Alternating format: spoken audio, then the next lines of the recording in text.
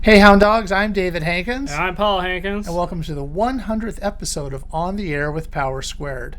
We have with us a special guest, Carla Hoch, the writer of Fight Right. You can tell by her t-shirt. And she's agreed to join us, so welcome to the show. Thank you so much. I really appreciate you reaching out to me. Well, we had the pleasure of meeting you, I guess, 3 years ago. It seems like a I decade cannot believe ago. it's been that long. Yeah. 3 years. Yeah, at the Writer's Digest Novel Writing Conference in Pasadena. And hmm Paul attended one of your. I at least had one program. You might have had two. I think I had, yeah, I think I had two. Right. I think Paul I had attended two. one of Right. yours and Yeah. said how Uh-huh. really great it was. And we came to you and Good. said, "Hey, you should try this at Comic Con because they do have practical I know. panels there." And we've been to Yeah. some about writing where they more or less discourage you from writing. Yeah. Yes, they do. Yeah. And but anyway, so I know that you've reached out to Comic Con finally. I have. I have. I did. And the first year I reached out to them, I it didn't work for them. They had already filled things up. The second year was the year that went down the black hole Mhm. last year. And then this year, the first thing I applied for didn't work, but they invited me to apply for a panel, which was really good. Like I'll tell you what, for such a big organization, and I would think it's an organization that has a ton of moving parts, anyone that I have spoken to has been lovely.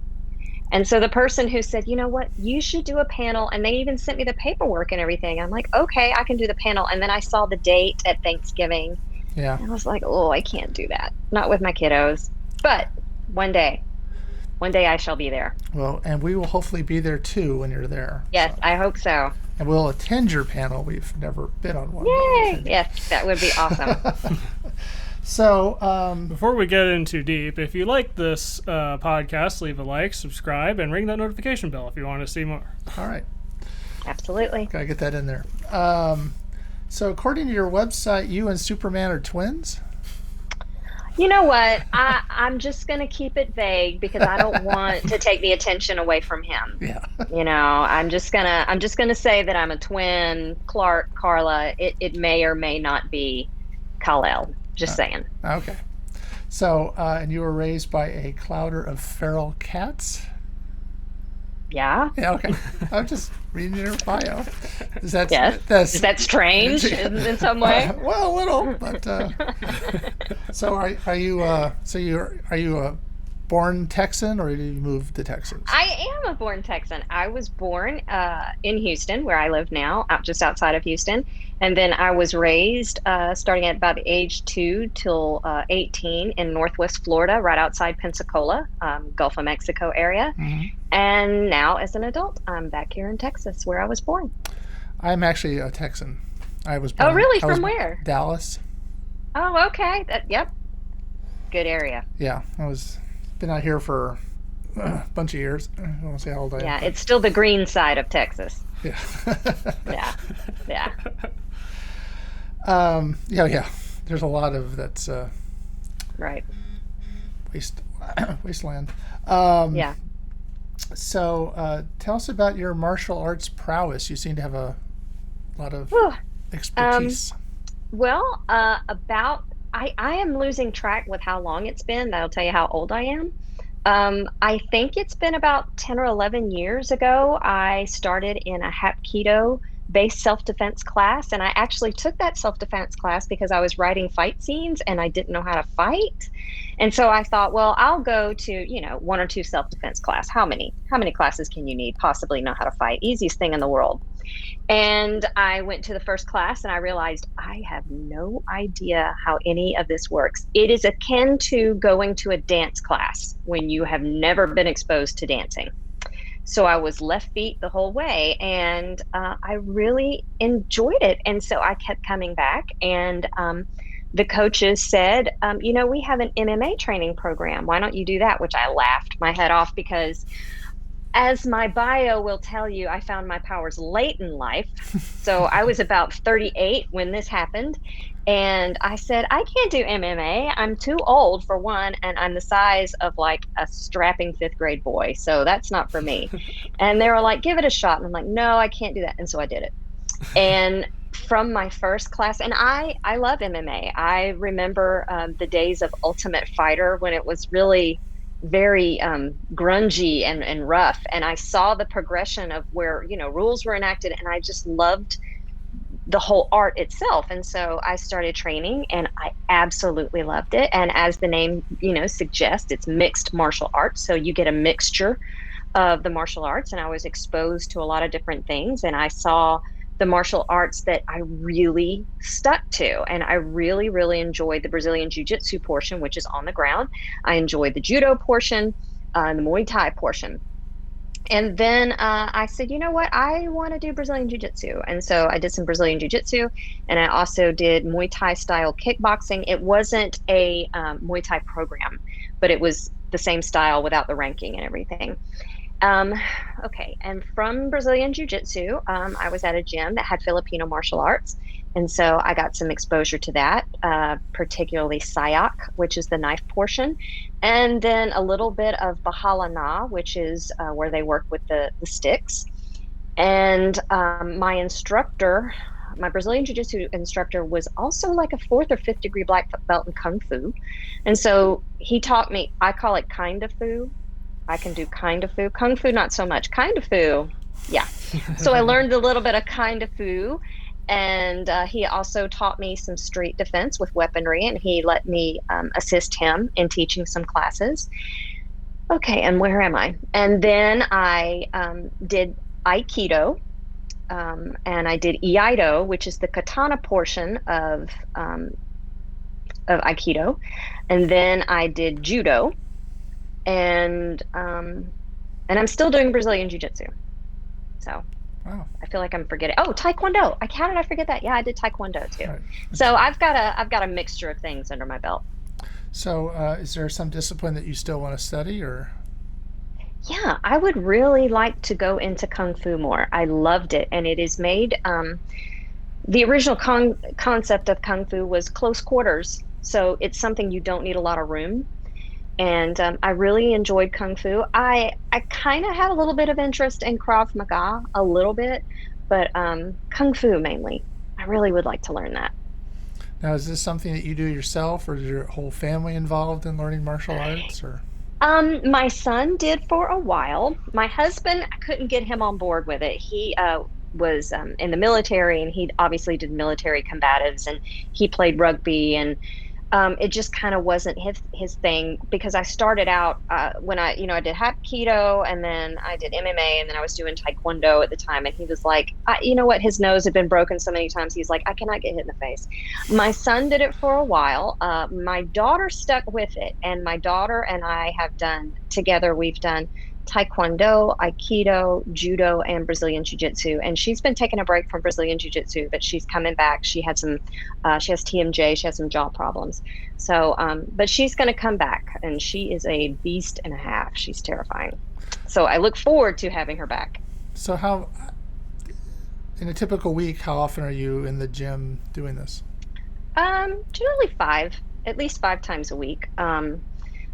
Yeah, I think the only day, now that I think about it, I guess it's probably 6 times a week. Probably 6 times a week. I think Sunday is basically the only day I don't train. Okay. But guaranteed I'll be there 5 times. Okay. Wow. And is that an hour, 2, 3? How? Yeah. Okay. It's over when it's over. Generally, the classes at our gym are lengthy. They're generally around 2 hours. We have an hour of, drills and techniques, and then we have sparring after that. So it just kind of keeps on going. It goes until it goes. Okay. Yeah. So you mentioned you were writing fight scenes. Do you have? Yeah. Did you write fiction, or? Oh yeah, I've done a lot of fiction writing. Mainly it has been in anthologies. I did self-publish a book like 13 years ago, that I look back now, and I was advised by a friend who knows way more about writing than I do. Never publish your first book. And I wish I hadn't, but I look back and I'm like, okay, I can see where I could make that better. But from then, it's been a lot of anthology work, because while I was also doing that, I was writing for a local magazine, and I was taking care of twins at home. And so the short stories really have worked out well for me. And I've had three or four in anthologies. Yeah. And when I write, I'm generally a speculative fiction kind of person. There's going to be something out of this world about it, most likely. Okay. So what genre do you write in? Um, I have one about that takes place on another planet. I have another one where the main character is a robot. I have one. The one that I have that is not speculative fiction is kind of a gangster situation, but everything tends to have some type of alien or some type of spirit character, something. I don't know. It's just strange. Something strange will be Okay. in it, guaranteed. Speculative fiction. Now, is there fighting in all of these? That's what cracks me up. People are like, "Oh, are you going to write a great fight scene?" And when I start writing, I don't want to force putting a fight scene in there. Sometimes a fight scene does enter into it. Mainly, it is also just violence. There's everything I write is going to kind of be on the dark side, which I'm not a dark person. I'm a very happy person, Yeah. but it's going to be a little bit dark, and there's going to be some violence. But yeah, there's some. I'm pretty sure the robot one has a pretty good fight scene in it. Yeah, Okay. Well, you would know. yeah, Uh, yeah. so, how did you come to write Fight Right? Which we're Well, holding up if you're listening to this. Yeah. Fight Right, How to Write Believable Fight Scenes with Writer's Digest. It started out as a blog, actually. I think it was 2016. I was at a conference. One conference that I've taught at a lot. I think I've taught 7 times at this point, or 6 times. It's called Realm Makers, and it's a speculative fiction writers conference. And they had a panel on writing fight scenes, and they had all of these distinguished writers up there, Robert Liparulo, and those kind of people who've written a lot of action. They had a doctor and all that, and then somebody said, well, we need somebody who actually fights. And one of the writers said, you know what? Carla does MMA. Put her on there. Well, they put me on there at the very end. I'm not even sure if I was in the camera shot, which is fine because I didn't feel like I belonged on it. And question after question kept being about, well, when you get hit in the face, this. Well, when you get knocked down, this. What does this feel like? And so I answered a ton of the questions. And the next year, when I went to the same conference, they said, hey, do you think you could critique something for everybody on stage? Could you maybe do something, teach a little bit? And I said, sure, I can do that. I don't know if I can do that, but I'm like, sure, I'll do that. That is the answer. Whenever anybody gives you, writers, when you are given an amazing opportunity, even if it seems too big for you, say absolutely. Absolutely.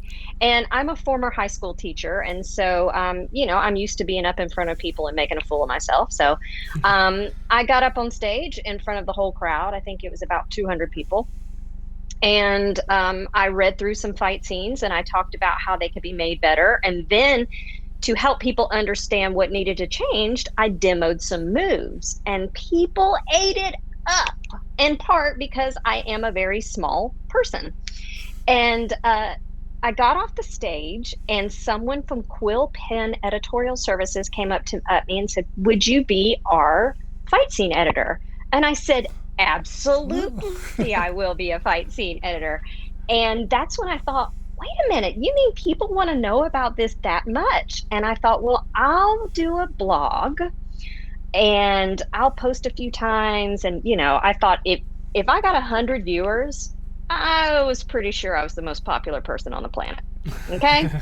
And so I got it ready. I got some blog posts and I had like 100 views, which doesn't even mean they've read it, but still they went to the page and I thought, oh my gosh, what can stop me? I am like a runaway train. And then it was 200 and then it was 500 and then it was 1,000 and then it was 2,000. I thought, whoa. And somebody said, you should write a book. And I thought, well, what will I put in the book? And then I looked at my blog and I'm like, holy cow, there's my book. And it's funny because one of the first agents I ever pitched a story to, he said, it was actually the book that I took self-defense classes to write fight scenes for that book. the agent that I pitched it to said, you know what? I'm not crazy about the book, but I like you, so let's stay in touch. And so every single year, for 10 years, he and I kept bumping into each other at writers' conferences and talking. And I would say, when are you going to sign me? And he said, when are you going to write a book for me to sign? And I'm like, that's very judgmental, but whatever. And, and so I started writing a book about writing fight scenes, and I finished it and I pitched it to the agent who also has a small publishing, a small print publishing for craft books. And he goes, oh my gosh, he goes, you know what?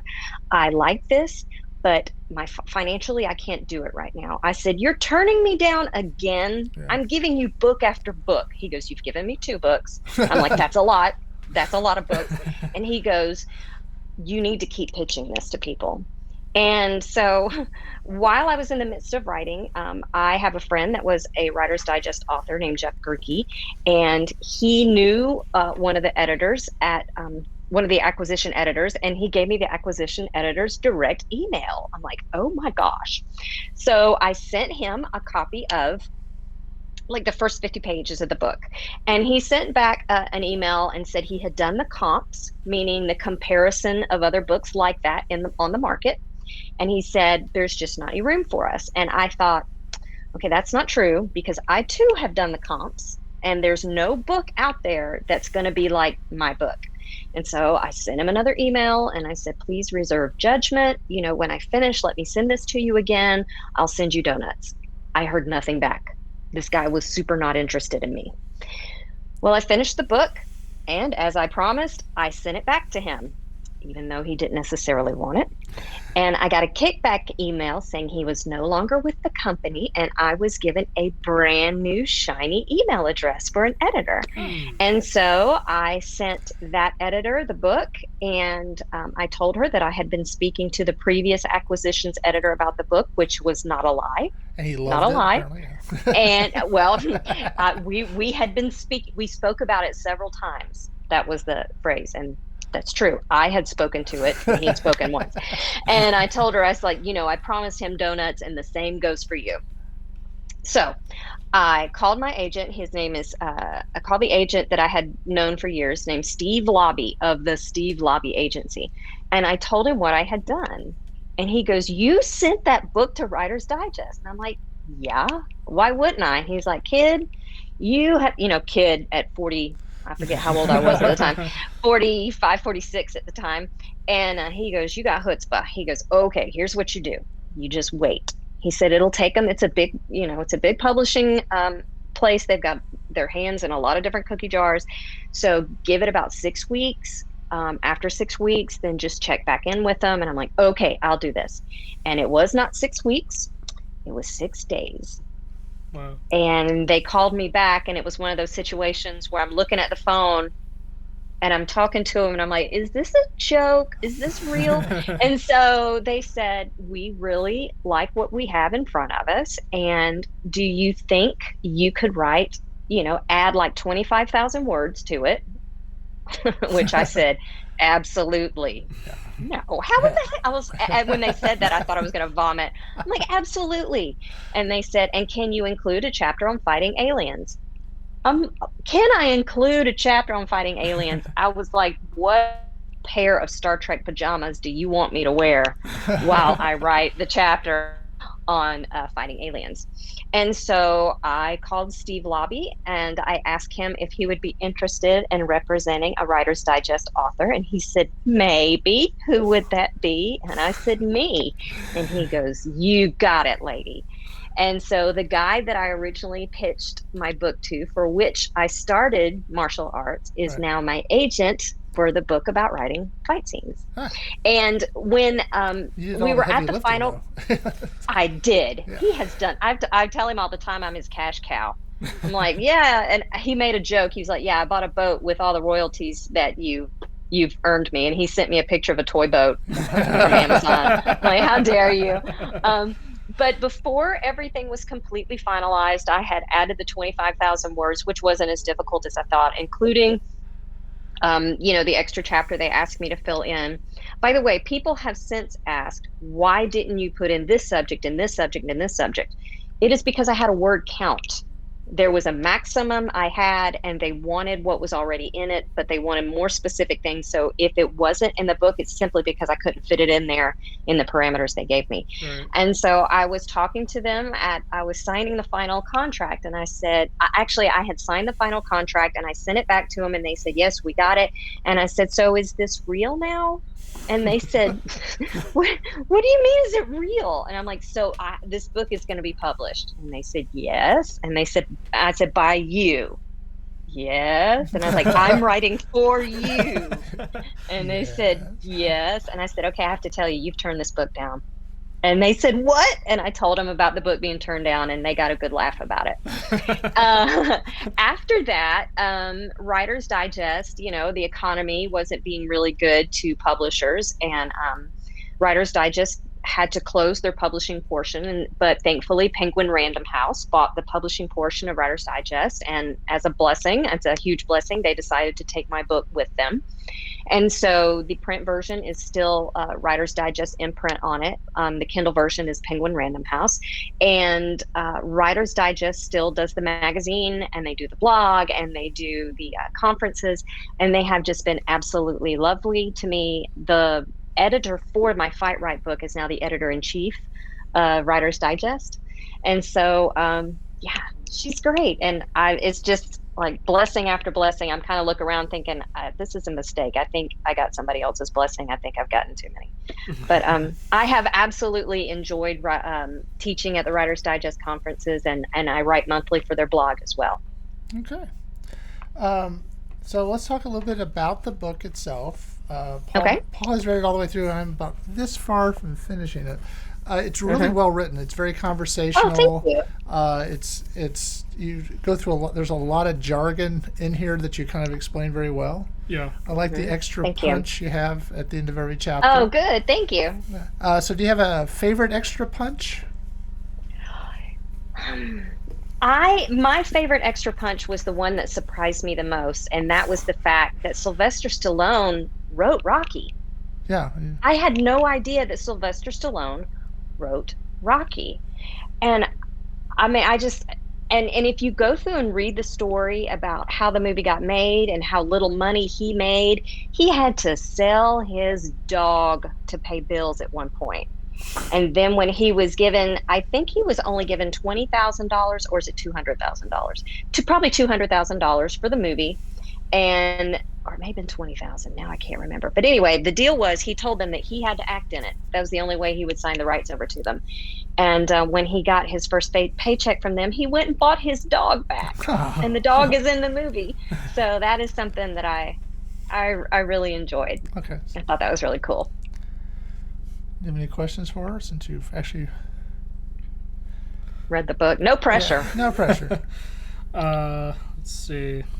I will tell you something that tends to surprise people about the book.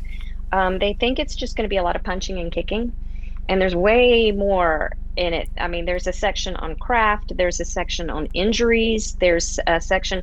I honestly divide it up into 5 rounds, like a championship MMA fight. And honestly, my favorite round is the one that's about being human. And I think that's the second round. And it's just all the things we bring into the fight for the simple fact we're human beings. It talks about adrenaline, it talks about fear, it talks about hesitance to kill, how women are a little bit different than men. And I think that I don't know why I hate it, but I'm a nonfiction writer. I'm a journalist. I am. And I love research. And so researching those topics, I personally got a lot out of them. I learned a lot about just human nature in that section. So it's far more than just punch, punch, kick, kick. Yeah, Promise. And you also have a section in there where you had a lawyer, I assume, write most of it. Absolutely. Which was absolutely. That is my lawyer. He is he is my dear friend's husband, and he is, I believe at this point, a first or second degree black belt in Brazilian Jiu-Jitsu. And I went to one of his conferences. He did a workshop on how you can defend yourself legally on the street. because as people who do Brazilian Jiu-Jitsu, we think, well, that's fine. I'll just, put them in a chokehold, or I'll, arm bar them or something. And that's considered deadly force. Right. Any submission we do in Jiu-Jitsu is considered deadly force. And it got me thinking, people don't know that. People think deadly force is stuff that could kill you. And the definition is much broader than that. And there are times when you can't use deadly force against somebody who flips you off. Right. That's just how it is. So it has to meet the threat. And so when I thought about writing it, I thought, first of all, how can I make this easier? One of my mantras. And he is a writer himself, and he'd send me things that he'd write battle scenes and everything. And I'm like, I'm going to give you a chance to write something. And so he wrote it. I said, just run with it. And so the things that you find, if you have a character who defends themselves in a certain way, if your MS setting, the manuscript setting is in present day, then you will know whether or not your character is going to be going to jail for what they're doing. And it's not what, people think it's what's reasonable. Well, no, reasonable is whatever the jury thinks is reasonable. Yeah. And a jury that's been drug out of bed and had a crummy breakfast from a crummy hotel and is just really not wanting to be there may not see the same thing reasonable as you do. Also in different states, Right. what is seen as reasonable in California is nowhere even in a shadow of what we find reasonable here in Texas. Right. So that people have mentioned that that's been very, very helpful in writing their work. Yeah, because it was interesting that you have to, if someone flips you off, you can flip them back. But if someone punches you, then you can punch them. But you can't escalate it beyond. You can meet the threat, yeah. right? You can only escalate. It has to have three conditions. One is a reasonable belief that your life is in danger right now. And when I teach self-defense, and I tell the people, God forbid you are in a situation where you have punched somebody in the throat and killed them, which will kill a person. And the police arrive. Here's what you say. You said, he was coming at me and I thought he was going to kill me. Because that meets all the parameters of what is for, deadly force. If I am being dragged away in a parking lot, even though dragging someone isn't deadly force, it's an absolute reasonable belief that I'm going to get killed. Mm-hmm. And so in that case, I absolutely can use deadly force. But yeah, you can't hit somebody in the head with a mace because they slapped you. Yeah. And I mean, it's a crazy world. Even in Texas, you can't do that. Wow. Even in Texas, that's, Even in Texas, yeah. Wow. Open carry and all that. I thought you could just blow people away. I know. So what were you hoping the book would do for writers besides teach them how to write good fight scenes? I think it's the teacher in me. I really enjoy helping people be better people. I loved watching my students learn. I was a Spanish teacher. I was also an English teacher. I was an English teacher and Spanish teacher. And in Spanish, I would have ninth graders all the way up until the fact they were a senior. And then by the time they were a senior and we could speak, easy Spanish to each other, I just thought, how cool is this that I helped make this possible? And so I thought really it would help. It would fill a need that obviously was there because people ask me question after question about fight scenes. And it is incredibly rewarding when a writer brings their book to me and opens it and says, you helped me write this. This makes me cry. And I will not cry, just so you know. If I cry, you will look away and we will never speak of it. But they're like, you helped me write this scene. And that means the world to me. So helping people realize their dream and make their dream the best it can be. I mean, how awesome is that? We all want to climb a ladder of success, but nobody wants to be a rung. Everybody wants to be the one climbing. And the fact is, the rungs are stronger than the ladder. You have to have, the edges of the ladder, yeah, they got to be strong, but the rung really has to hold the weight. Right. Mm-hmm. And so I kind of like the whole rung thing. I really do. So that was my hope, and I think that's what it's accomplished so far. So I hope. Is there a book that you think that you didn't help with that gets it right? Oh my gosh, yeah, absolutely. Chuck Palahniuk can do no wrong, in my opinion. The writer of Fight Club. If you have not read Chuck Palahniuk, he is a very visceral, gritty writer. somebody told me yesterday they were talking about how they'd read one of his short stories, and they said I just felt icky after, like I needed to take a bath. And I'm like, right? Isn't that awesome? I mean, for a writer to make you feel, ugh, I need to take a bath, they have accomplished their goal. And the book Fight Club just mesmerizes me, and I use it as an example all the time because, people know it, they haven't read the book, they've seen the movie, and they know there's fighting in it. Duh, the name is Fight Club. But in the book, there's only three fight scenes. Now, one of them takes place in the Fight Club, and so there's three different fights. But it's still, it's so small, and it's because he is so succinct with his wording, and a lot of his words pull double duty. He uses a lot of oof and like crackle down to the floor. Oh my gosh, that tells you so many different things. Um, and so I use him a lot as an example. Three that I used as an example of different fight scenes that all do an amazing job. I used one from Fight Club, one from The Two Towers, I believe, Lord of the Rings, and Yeah. then one from Ender's Game, Orson Scott Card. And I showed how completely different they were, but then also what they had in common. They tend, Orson Scott Card, that was the most complicated one. Or the one, Ender's Game, had the most complicated written fight scene, but still, every single one of them, they were very simple moves, and they had action, something else, action, something else. It wasn't action, action, action, action. And I've impressed upon writers, it's the same thing in a fight. You don't just have punch, punch, punch, punch, punch, punch, punch. There's breaks, there's movement, unless you're, obviously if you're caught unawares and you just get pummeled, that's one thing. Hmm. But in a sanctioned fight, there's some breaks between the action because you have to set up, your battle strategy for that fight. And so, uh, yeah, Chuck Palahniuk is definitely hands down my favorite.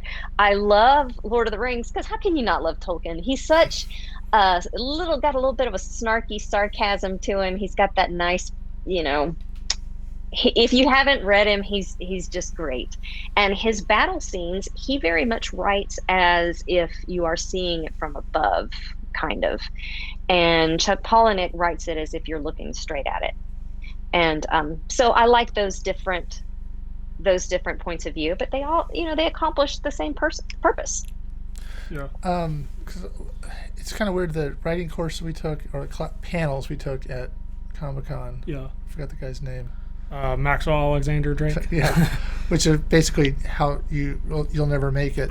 But he always uses. Oh my gosh. He always uses Star Wars as an example, right? Yeah. Because the movie, not anything written, but so. Are there movies that you think that get it right? Oh, absolutely. John Wick gets it 100% right. Okay. I say that with a little asterisk. Okay. You cannot be hit by a car 4 times and still be alive unless you're Keanu Reeves and John Wick.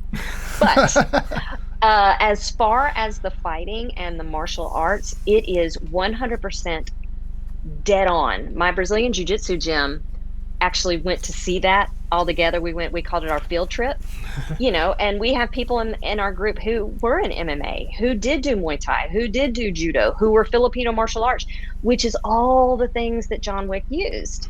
And all of us were just like, dang, that was a fantastic throw. Man, that was a fantastic shot. And also, I also write for Brazilian Black Belt magazine, Jiu-Jitsu. And I had the pleasure of interviewing Higan Machado, who trains celebrities for movies. And he trained Keanu Reeves, and he trained Chadwick Boseman and Scarlett Johansson. And so I know firsthand where those moves are coming from. And I know they're legit, and they do a wonderful job of, people complain, they'll say, oh, well, that actor didn't even do that, do that stunt. Well, when they do the stunt, they put themselves at big risk because they can bruise their face. And that's a big deal. When you have to go on screen, and a movie isn't filmed in a linear manner. You may film the last scene first and then the first scene. And so, if you get a bruise and then you need to do a scene that actually happened 2 weeks before the fight, well, then you're stuck. You got to cover it up with makeup, or you got to wait it out. So I absolutely love John Wick for that reason. Yes, of course, there's some crazy things in it.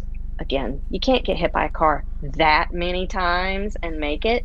And chances are, if you shoot that many times or shot at that many times, one bullet's going to get you at some point. But as far as the actual fight technique, it is fantastic. That's one of my favorites. Ip Man is another one, IPMAN. It's a kung fu movie. I think it's Ip Man. I think it's how you pronounce it. But he was, if I'm not mistaken, Bruce Lee's trainer. I mean, that Bruce Lee actually learned from Right. a man named Ip Man. So that's another good one that I like. I mean, there's a host of movies.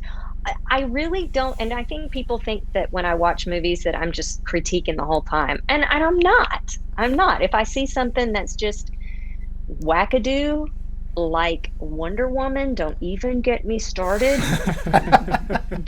I mean, come on, let's at least put someone with a middle school science background on that writing team. Please, let's do that. But, for the most part, I just kind of enjoy the movies. My husband, he's former military, and there's some things that he rolls his eyes at. Whenever you have people in the back of a big C-130 and they're all talking, he's like, you can't hear anything in a C-130. That's ridiculous. So, of course, they have to change some things for the movies. And it's the same with fight scenes. A lot of times people say, well, I want my fight scene to be 100% authentic. And I was like, well, if that's the case, you're going to have to cut it all down to basically nothing, because fights on the street are, Yeah. under 30 seconds. So, you got to take a tip from some of these movies that it's real enough that the viewer can stay with it, and give you opportunities to add in some sensory details and all that kind of stuff. So you don't necessarily want your fight scene to be 100% accurate. You want it to be well crafted. Yeah. So there you go. Okay. Besides reading your book, is there a particular bit of advice you would give to a writer? I think you may have already done that here. Oh, absolutely. Read my book, and also write all the time. Find a writer that you just love. For me, Polinick, hands down. And you think, I want to write like that person. Okay, look at their fight scene and try to write a fight scene just like they would write it.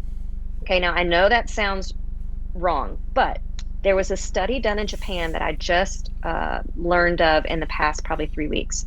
And they had they had a group of artists, and they gave them 3 days to create a painting, and they divided them in half on the second day. And on that second day, half of the artists just copied another painting. They didn't worry about their painting, they just copied it. On that third day, when they got back to their painting, they were much more creative and did a much better job. And what they have found is that copying actually sparks creativity. For one, it takes all the pressure off your brain.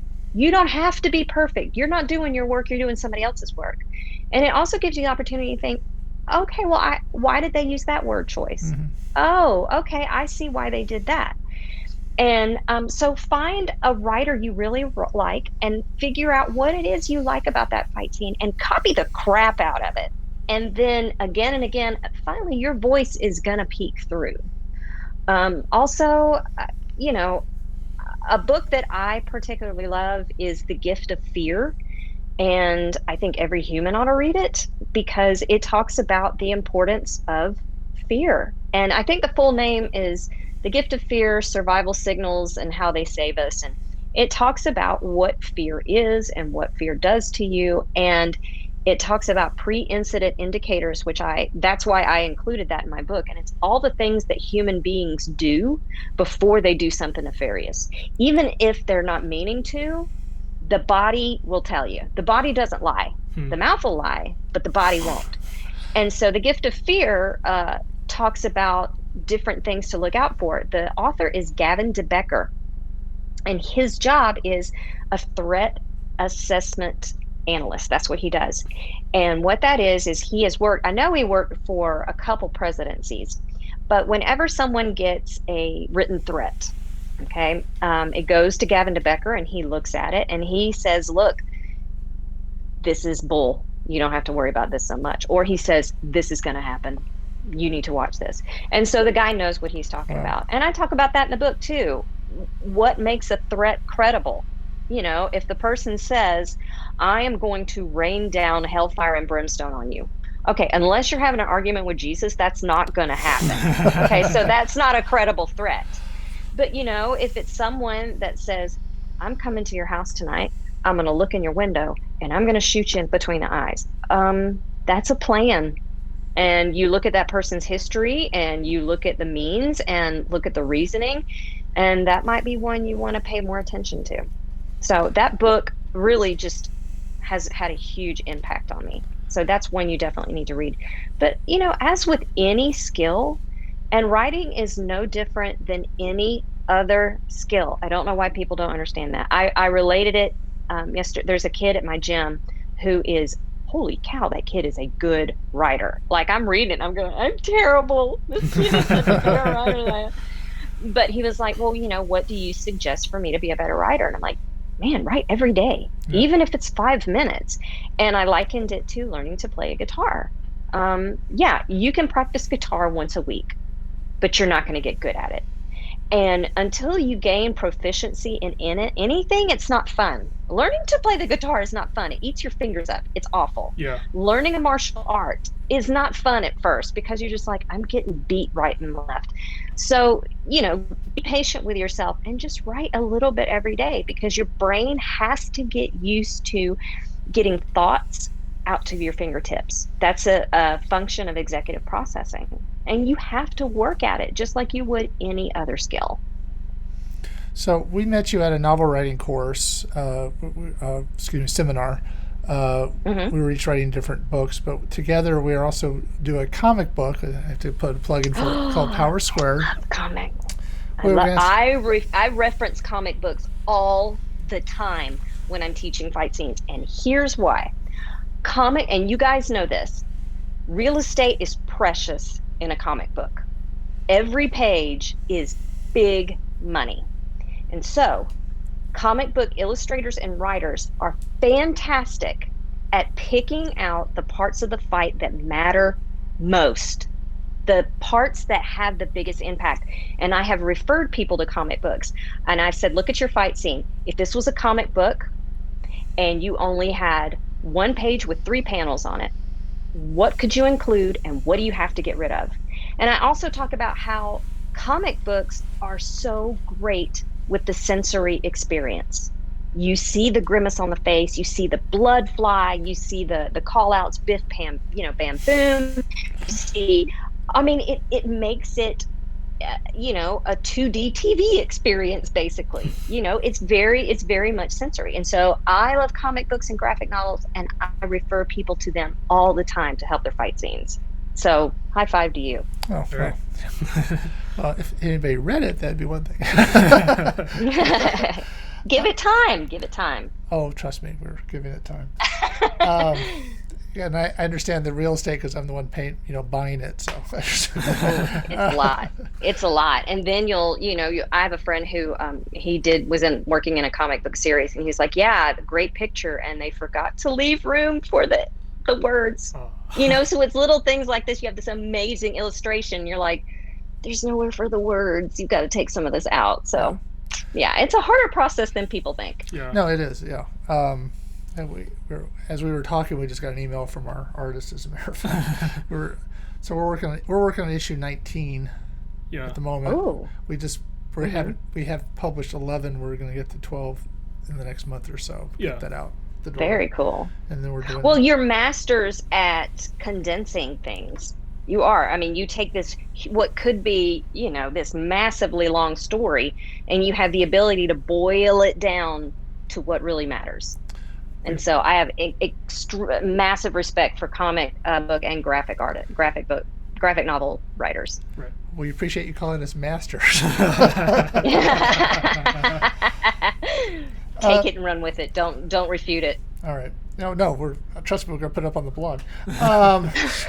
So this, you've written this for writers. Are there other vocations like directors and other people that would benefit from this? Screenwriters.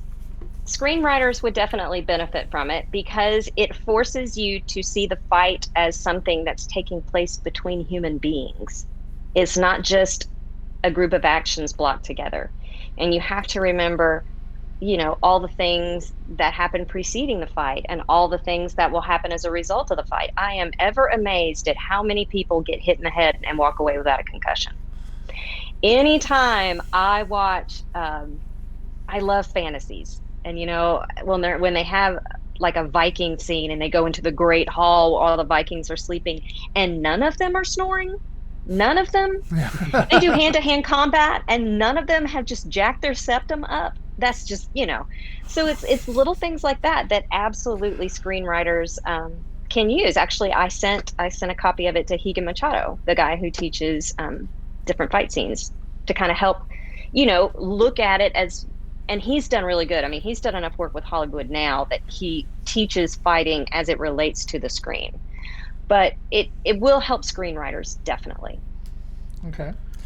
I know you do. You also, we met you at a conference. You also do conferences. I assume that COVID has sort of made those virtual if they've gone. Yes. Mm-hmm. Virtual. With every blessing, there's a burden, and I am thankful that we're able to do that because it gives more people the opportunity. It's a bummer. Look, let's just admit it. It's a very bummer to have to teach online, especially as I move around a lot when I teach. I'm a very physical moving person. And so chaining me to a chair is not easy, but it gives more people the opportunity to attend. And I think it's going to change all conferences going forward, because I think from now on, every conference is going to have an online format. The last conference I taught at in St. Louis, they actually had in-person attendees and then they had the online attendees. And so in that way, I think it's been a blessing. It's a pain in the butt, but it's also a blessing for a lot of people who can't afford to go fly to California. They can't afford to fly to New York and stay in Manhattan. Right. So it's a really affordable option, because guess what? This is going to be a shocker for people, but writers, even though we look super wealthy, we're not. We are ragingly poor people. And so it gives people more opportunity. Yeah, when we've been watching the part of the problem, I guess it'd be nice if they were live, but when we watched the Comic-Con panels they had last week, they're all pre-taped, and it's sort of like the excitement of the Zoom call, Yeah. Some of them are Zoom calls. Yeah, but I mean, it's just like, okay. Yeah. Yeah, right. Either they're patting themselves on the back or they're really pushing a certain thing or whatever. So it's not quite. Yeah, I hate that. Yeah. Yeah. I have a class with Writers Digest University. I'm going to be having more classes, hopefully put there in the fall.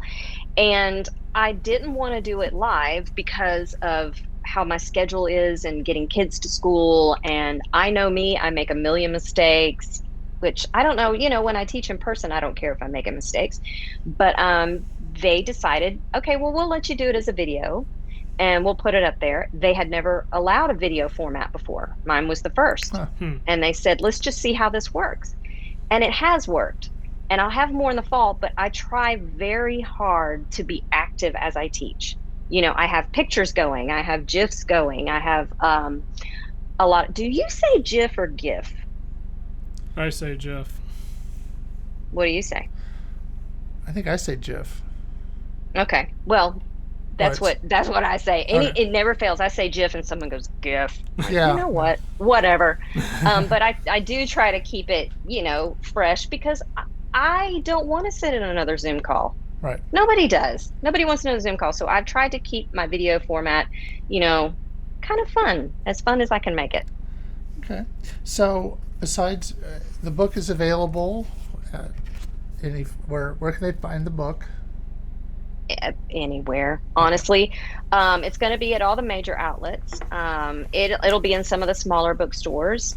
Obviously, it's going to be on the great and powerful Amazon. But I really, if you'll buy it from a local bookstore, that would be awesome. Even if that local bookstore is a large bookstore, that would be great, because I love Amazon. I'm very thankful for Amazon, but there's more people out there selling books than just Amazon.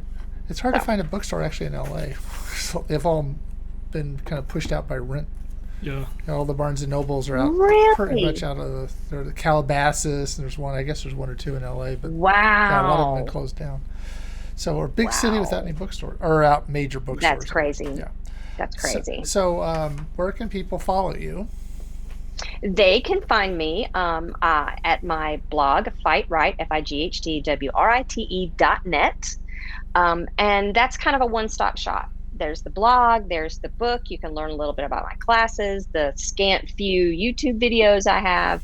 I'm on Instagram at Carla, CARLA dot Hoch, HOCH, or you can just do hashtag Fight Right. I do IG videos, and every now and then I'll put out a call for, hey, what question would you like me to answer? And I'll do an IG video where I answer it. I will be teaching online for Writers Digest in August. They're having a sci-fi writers conference online, and hopefully I'll be at the novel writing conference in California. We're just going to have to see about that. I believe that's in October. Yeah, they were. That's when we've attended. We've been to a couple of those. Mm-hmm. Yeah. So Yeah. all right. Well, we do appreciate you being on the show. Thank you for having me on your 100th show. Holy crap. We That's wanted to awesome. make it special. Thank you so much. Well, thank you. Yay. All right. So I'm David Hankins. I'm Paul Hankins. So until next time, you've been on the air with Power Squared.